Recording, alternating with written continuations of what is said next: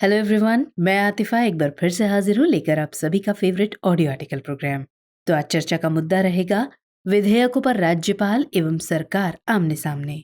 ये article the Hindu में प्रकाशित लेख pending bills the issue of gubernatorial inaction के सारांश पर आधारित है। हमेशा की तरह इसमें टीम दृष्टि के इनपुट्स भी शामिल हैं और साथ ही ये सामान्य अध्ययन प्रश्न पत्र 2 के राज्य व्यवस्था खंड से जुड़ा हुआ है। तो चलिए आर्टिकल की शुरुआत करते हैं।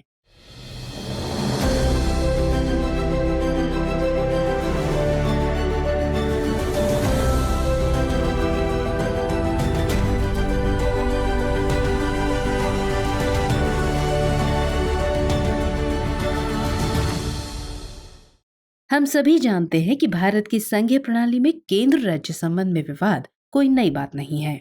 आए दिन इस विवाद पर राजनीति गर्म रहती है, लेकिन केंद्र और राज्य के बीच विवाद में राज्यपाल का पद एक अहम कड़ी होता है। कहा जाता है कि केंद्र की सत्ताधारी सरकार राज्यों में राज्यपाल नुमा एजेंट भेजती है जो प्रदेश की सरकारों पर नजर रखता है, या दूसरे शब्दों में कहें तो बेवजह परेशान करता है। यही परिस्थितियां विवाद की असली वजह मानी जाती हैं। वर्तमान में राज्यपाल की निष्क्रियता का मुद्दा विवाद के केंद्र में है, क्योंकि दो दक्षिण भारतीय राज्यों तमिलनाडु और तेलंगाना में विधानसभा द्वारा पारित विधेयकों पर सहमति देने में राज्यपालों द्वारा अंतहीन विलंब ने राजनीति गर्म कर दी है। इस संदर्भ में तमिलनाडु सरकार ने एक प्रस्ताव पारित कर भारत के राष्ट्रपति से हस्तक्षेप का आग्रह किया है, तो वहीं तेलंगाना सरकार ने याचिका दायर कर राज्य विधानसभा द्वारा पारित विधेयकों को स्वीकृति देने के लिए राज्यपाल तमिलिसाई सौंदरराजन को निर्देश देने की मांग की है। ये अपने आप में एक अनूठी याचिका है। इसके अलावा हाल ही में पंजाब के राज्यपाल से भी जुड़ा एक मामला सुप्रीम कोर्ट पहुंचा था।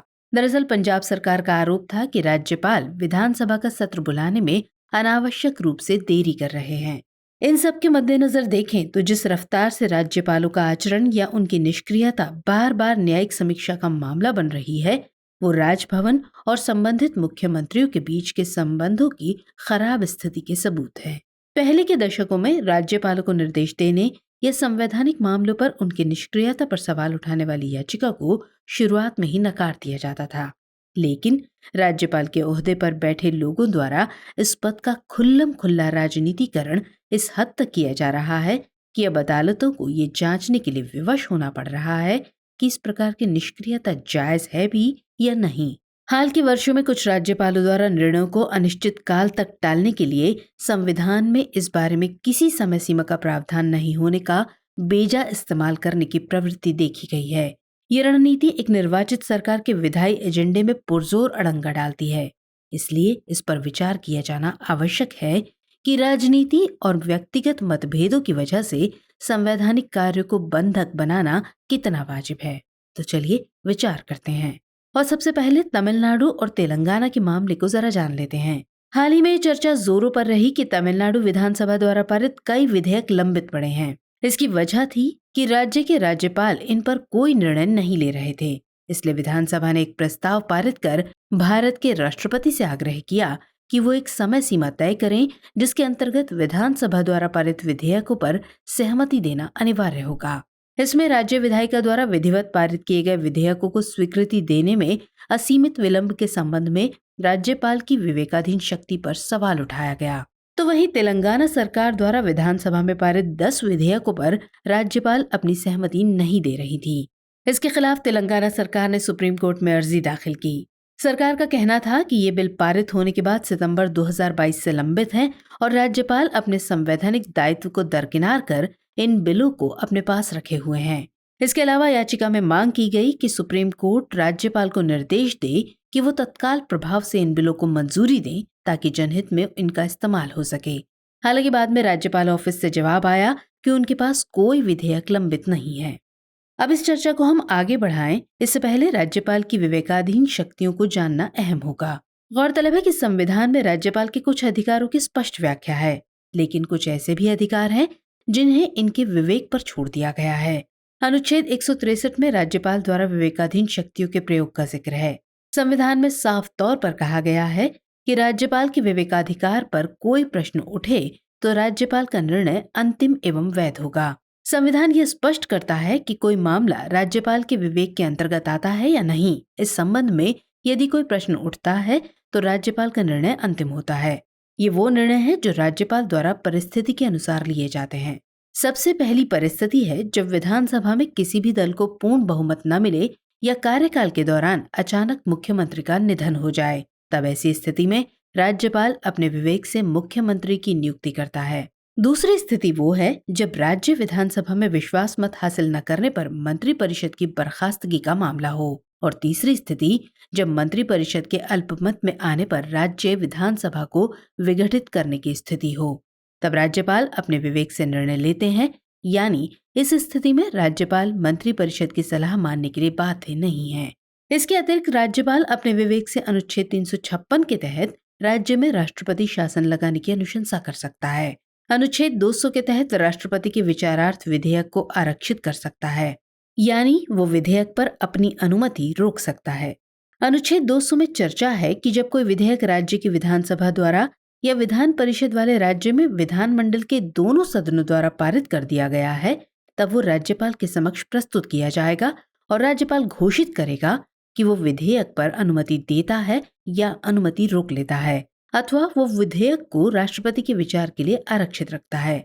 लेकिन विधेयक धन विधेयक नहीं है तो राज्यपाल यथाशीघ्र उस विधेयक को सदन या सदनों को इस संदेश के साथ लौटाएगा कि सदन या दोनों सदन विधेयक पर या उसके किन्हीं विनिर्दिष्ट उपबंधों पर पुनर्विचार करें और विशिष्टतया किन्हीं ऐसे संशोधनों के पुनः स्थापन की वांछनीयता पर विचार करें जिनकी उसने अपने संदेश में सिफारिश की है।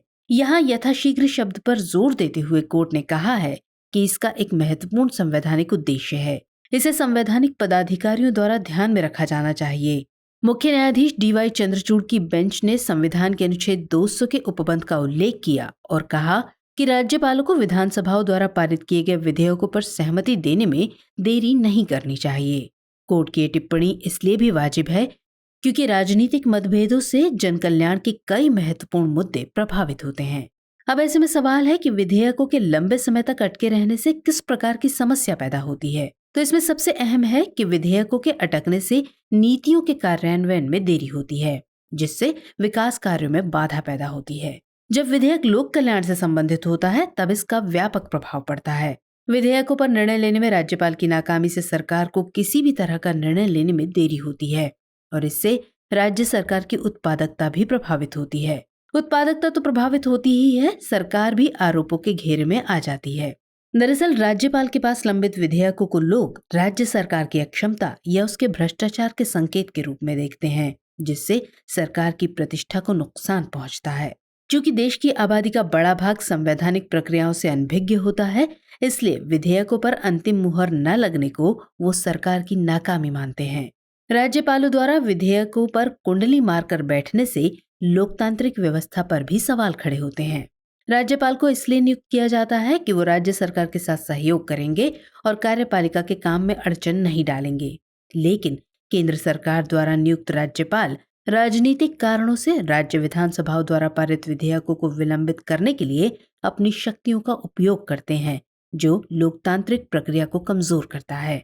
हालांकि राज्यपाल इसके पीछे की वजह को बताने के लिए बाध्य भी नहीं है, इसलिए उत्तरदायित्व की ये कमी शासन में पारदर्शिता और जवाबदेही के सिद्धांतों को भी कमजोर करती है।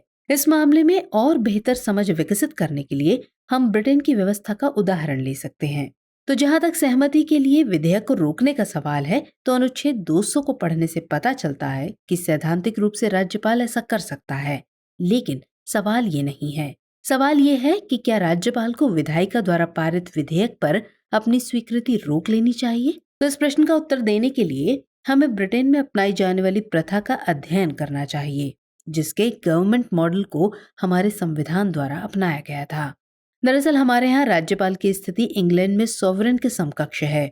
सैद्धांतिक रूप में सॉवरेन अपनी सहमति देने से इनकार कर सकता है, लेकिन क्वीन एनी के शासनकाल के बाद से इस अधिकार का प्रयोग नहीं किया गया है। सॉवरेन द्वारा वीटो का प्रयोग अब केवल मंत्री परिषद की सलाह पर किया जा सकता है और कोई भी सरकार अपने विधेयकों पर वीटो नहीं चाहेगी जिसके लिए वो खुद जिम्मेदार हो। इसलिए महत्वपूर्ण प्रश्न ये है कि क्या अनुच्छेद 200 के तहत राज्यपाल अपनी विवेकाधीन शक्तियों का प्रयोग करते हुए किसी विधेयक पर अपनी सहमति रोक सकता है, या क्या वो ऐसा केवल मंत्रिपरिषद की सलाह पर ही कर सकता है।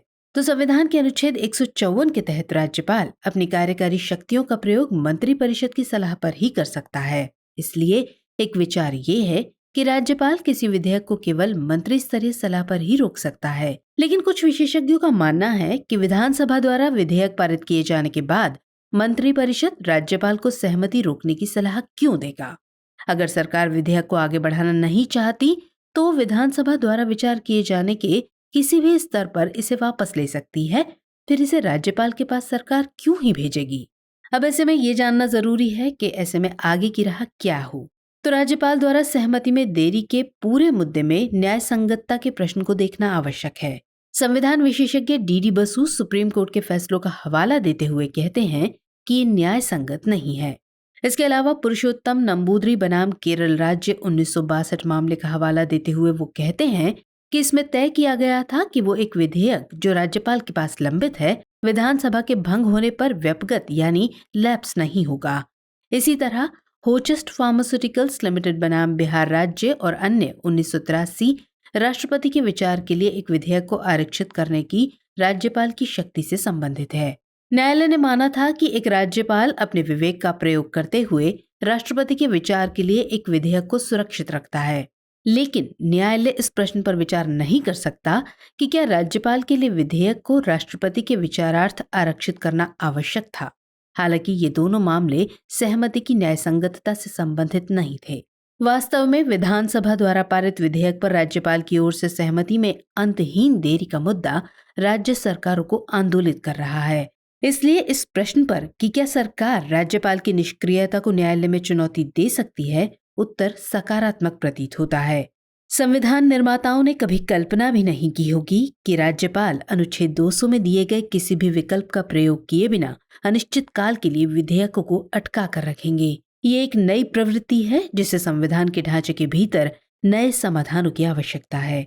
इसलिए देश में संघवाद के व्यापक हित में विधानसभा द्वारा पारित विधेयक पर निर्णय लेने के लिए राज्यपालों के लिए एक उचित समय सीमा तय करना सर्वोच्च न्यायालय का काम है। चलिए अब टॉपिक से जुड़ा आज का सवाल देख लेते हैं। विधेयकों पर राज्यपाल की सहमति में लंबी देरी से किस प्रकार के मुद्दे उभरते हैं, व्याख्या कीजिए। तो आज के एपिसोड में इतना ही। हमारा यह एपिसोड आपको कैसा लगा कमेंट सेक्शन में जरूर बताइएगा। मुलाकात होगी अगले कार्यक्रम में किसी और खास विषय के साथ। तब तक के लिए जय हिंद।